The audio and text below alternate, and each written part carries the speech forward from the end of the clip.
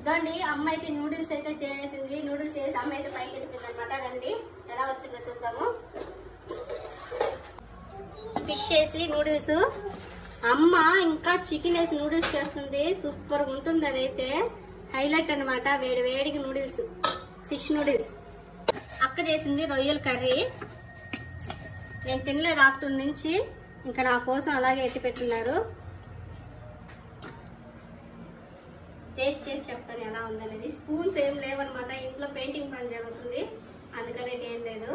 దొడి వేడి వేడిగా పొగలు అట్టే కమ్ముకొని వస్తున్నాయి చూడండి.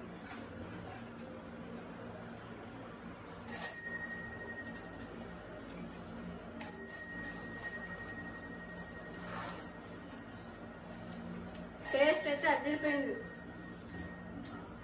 రేపటి నుంచి నో నాన్ వెజ్.